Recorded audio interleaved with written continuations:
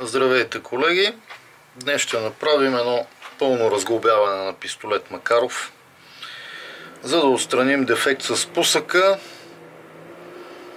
направо да сменим спусъка с оригинален такъв на Макаров и да сменим ръкохватката с една спортна такава, ръчно изработена дървена ръкохватка с един механизъм за спускане на пълнителя отгоре.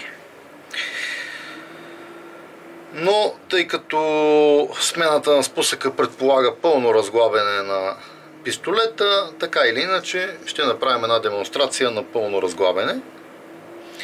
Като преди това, като с всяко оръжие, го обезопасяваме.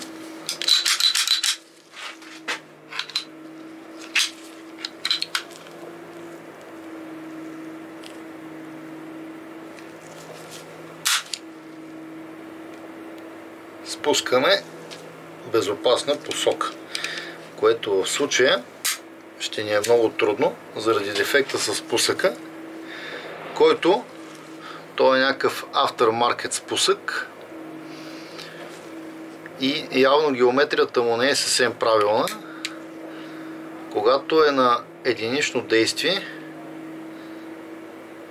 много в края спуск. И това, разбира се, за спортна стрелба това предполага едно много силно стискане на пистолета, така че това нещо отпада като вариант. Трябва да се смени и ще върнем ето го, един стандартен спусък на Макаров. Ето го как изглежда. Нищо специално. Този е по-интересен, но очевидно не е направен за това оръжие. И така да пристъпим към разглобяване. За сега пълнителя ще го оставим отстрани, тъй като той не е обект на нашата работа в момента. Разглабянето се прави първо не пълно разглобяване, вади се спусковата скоба, затвора се дърпа назад, повдига се леко нагоре и плавно се отпуска напред, като внимаваме да не го изтървем за възвратната пружина, да не го изблъска навън. Оставяме го и него настрани. Изваждаме възвратната пружина и пистолет Макаров е разглобен непълно или потребителски. Това е абсолютно достатъчно за обслужване на всички компоненти на оръжието. Но ние продължаваме нататък. Ще премахнем ръкохватката, ще използвам стандартния инструмент, който си идва с пистолета.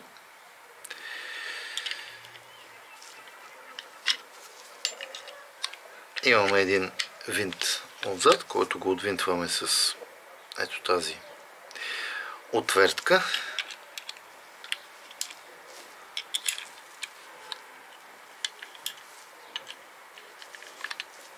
Която служи само за този винт. Други такива по оръжието няма. Изваждаме ръкохватката.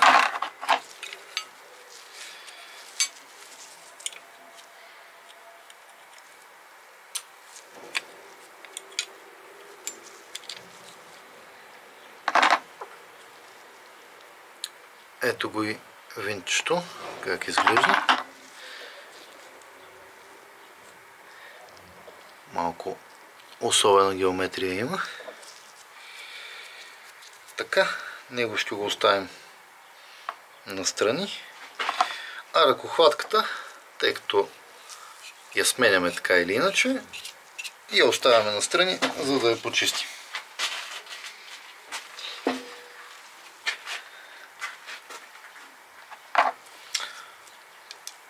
Продължаваме нашата работа. Следващата стъпка е да извадим бойната пружина, която се намира ето тук. Тя играе и хващач напълнителя. пластинчата пружина с две пера отгоре. За да я извадим, ще трябва да спуснем ударника, за да не е под напрежение. И тук, където влизаше болта за ръкохватката, има една такава скоба и с трапецовидната форма надолу я издърпваме до това уширение тук, което се вижда. И така бойната пружина излиза сама. Ето я къде е.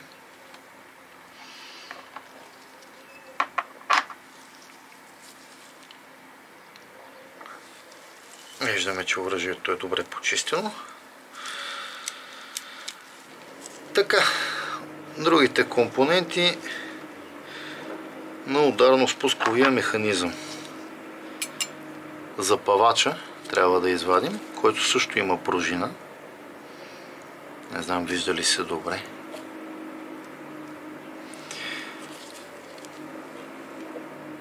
Добрите оръжейници си имат асистенти, но ние сме аматьори все още. Да. Пружинката на запавача е захваната ето тук отстрани за затворната задръжка. Лошчето за затворната задръжка. Ето къде е. И виждате къде се намира края на пружинката. Виждате ли? И ще използваме отново нашия Макаров инструмент.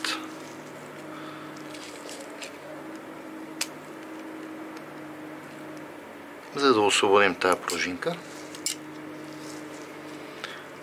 С което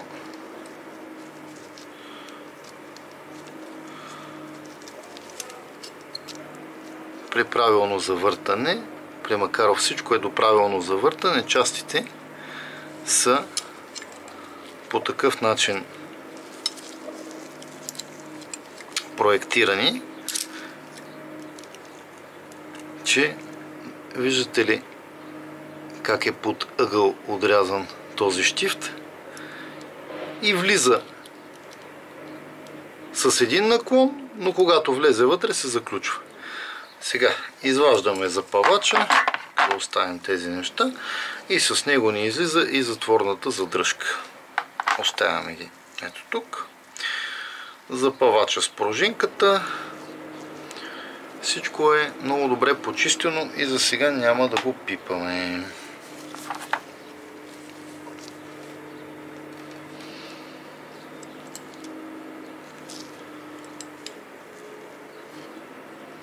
Сега, по същия начин ще извадим и чукчето. Виждате, виждате дръжки. Виждате къде е захванато и като го завъртим, просто си излиза под подходящия ъгъл.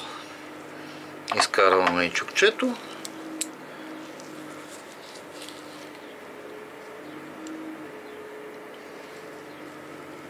И тук имаме вече конектора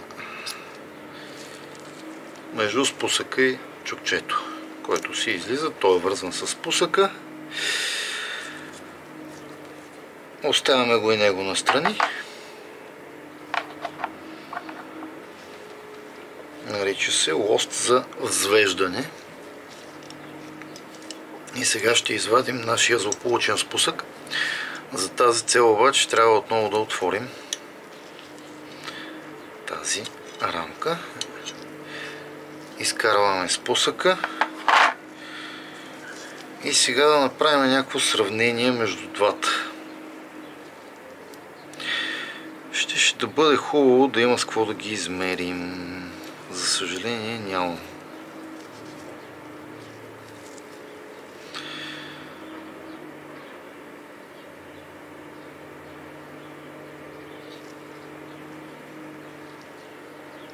Значи това, което се вижда на прима виста, е, че този модерния спусък, така условно да го наречем, айде фокусирай. Ето тук има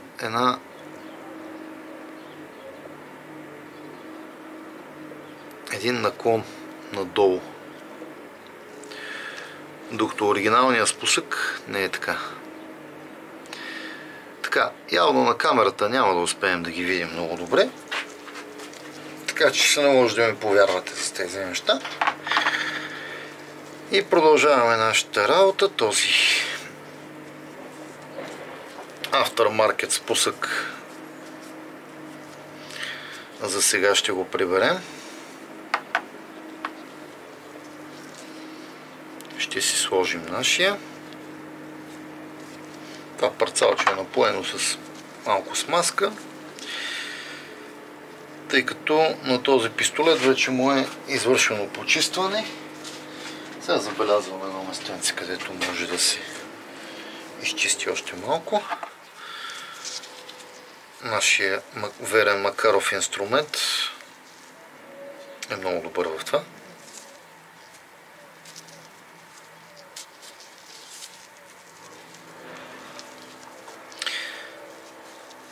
Направо някой би си помислил, че е направен за това нещо.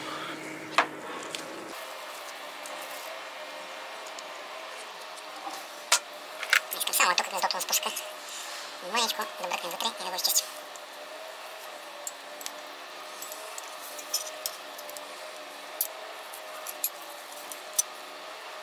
Да, определено има защо.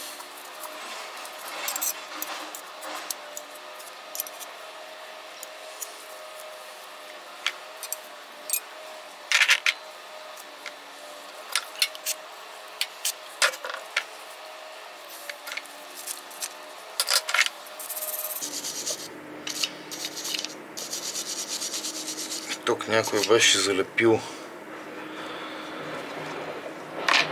някаква пластмаса с идеята, ето тук в задната част, зад спуска, с идеята да обира свободния ход. Но най-малкото естетически изглеждаше ужасяващо, така че решихме да я премахнем за сега.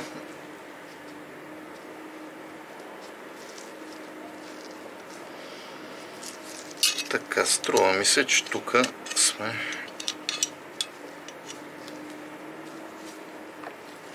добре. Ще капнем съвсем малко смазчица и действаме. Връщане на фабрични настройки на Макаров. Спусък. Всичко отново правим в обратен ред.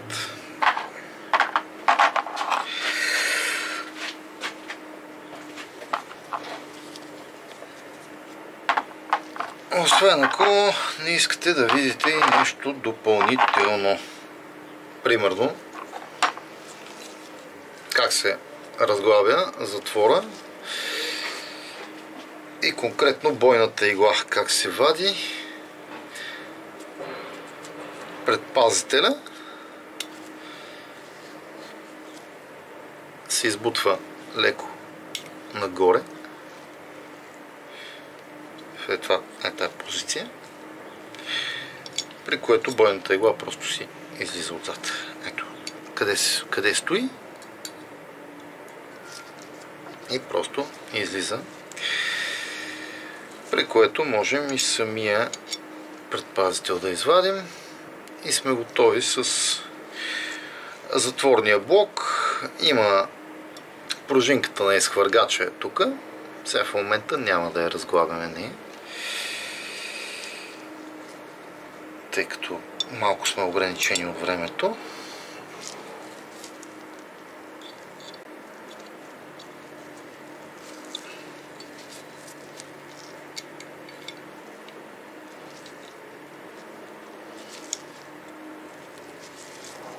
По същия начин затваряме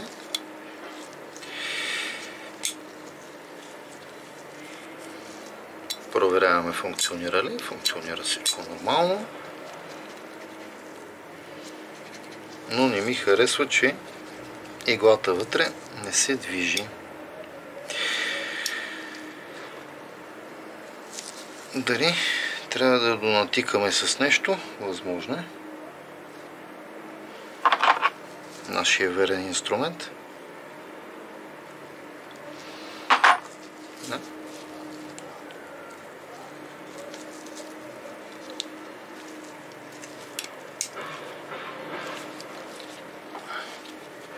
Всичко е нормално.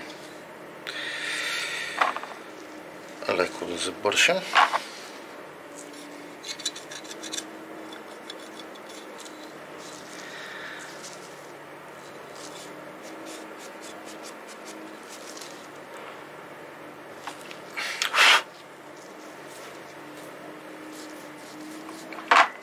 Така, оставяме затвора настрани.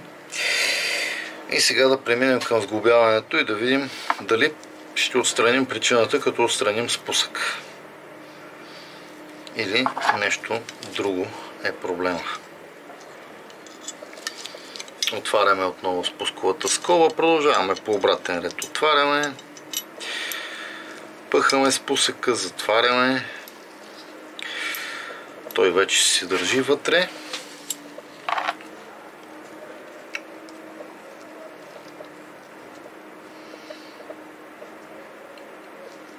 Лосчето.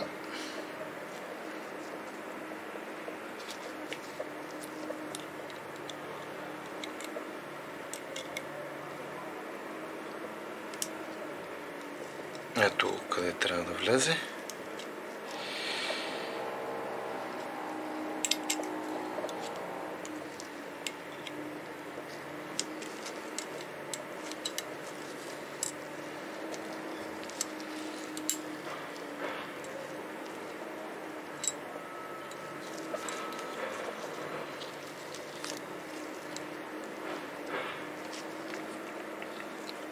Така, нека стои тук отстрани.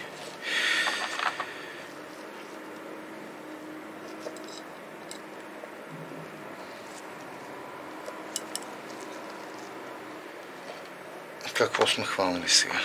Трябва ни чукчето. Пак гледаме как трябва да влезе.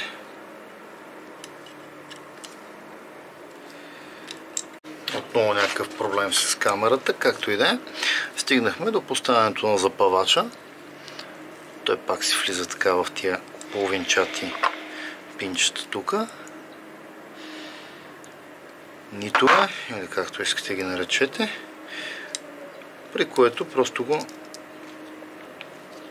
съответно го вкарваме заедно с затворната задръжка, защото, както казахме, те работят заедно. И пружинката на запавача трябва да се захване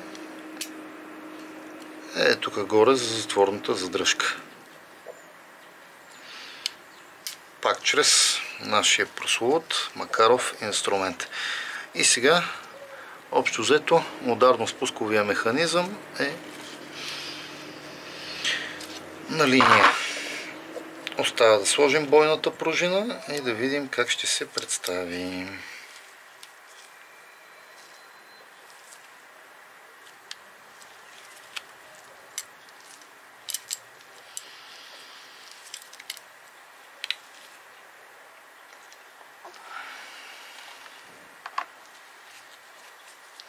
Ето и ние.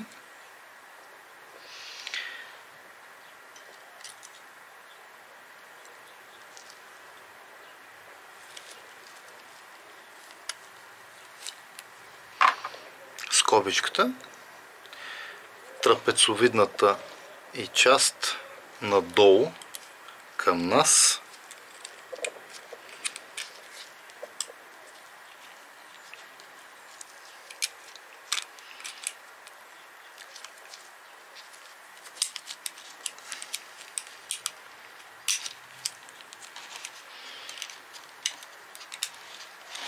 И защо борбата е така безмилостно жестока, ще разберем след секунда. защото не сме я натиснали добре отгоре. Да.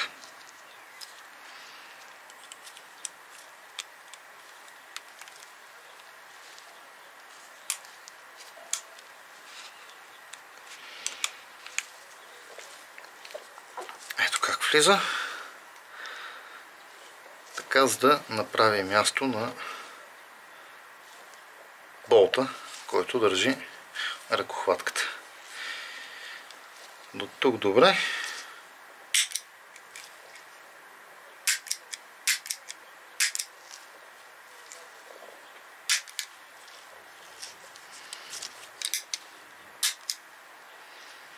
Ами,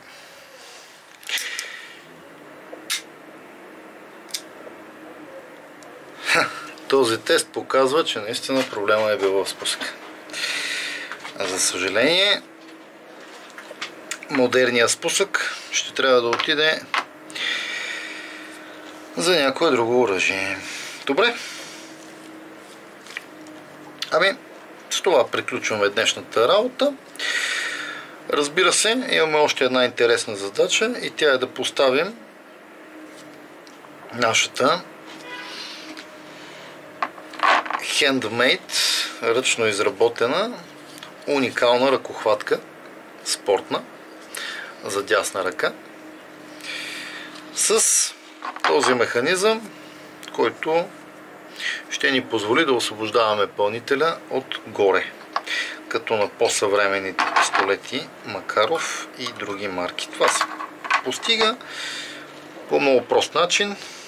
Тук бойната пружина завършва с една халка, в която пъхаме тази част от нашата пластинка. Проверяваме дали е влязла добре. Не е. Ето така ще влезе добре.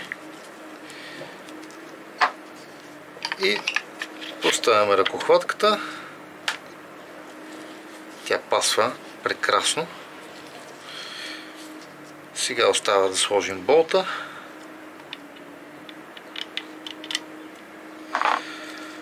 Отново с нашия любим Макаров инструмент.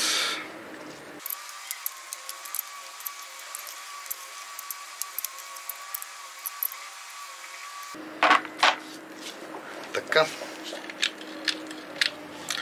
Функционира. Нека да тестваме изпълнител. Нещо не е наред. Не отпуска пълнителя. Добре, продължаваме тогава. Сега отново ще я отворим. Тук трябва да внимаваме, че колкото и да е хубав нашия Макаров инструмент, дървото със сигурност е по-меко от него и може да направи дръскотини под тази ръкохватка. Сега да видим кое и къде опира и кое не му харесва.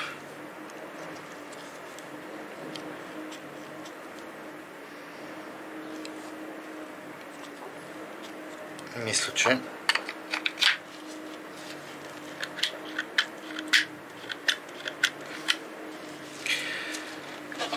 го разбрах.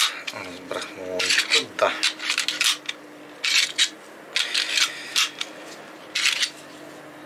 Има едно щивче, което е направено специално да я подбутне и да има повече място вътре в ръкохватката, за да излезе пълнителя.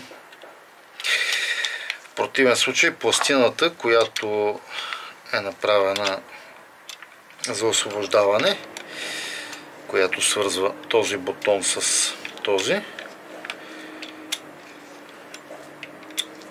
го възпира по средата някъде пълнителя и не ни върши работа.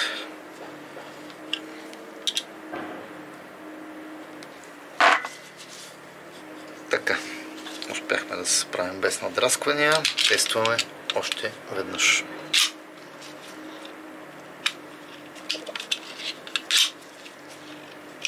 Не.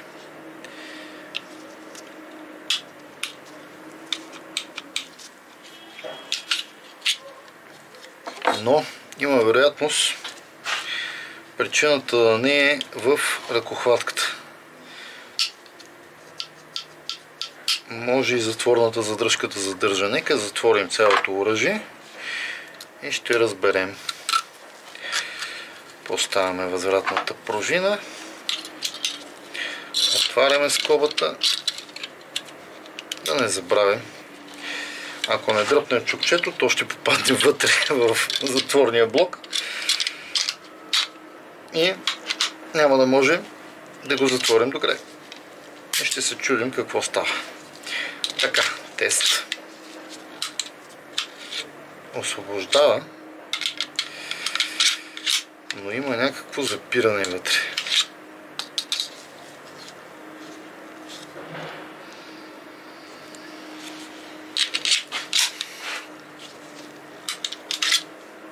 Така, нека проверим другите функционалности на пистолета. Работи на единично, на двойно действие. Предпазителя сработва.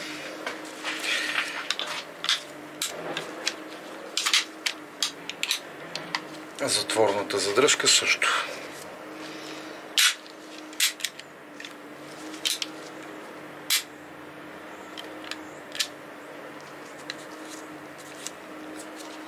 Добре. Проблема с пълнителя. Ще видим как ще го решим.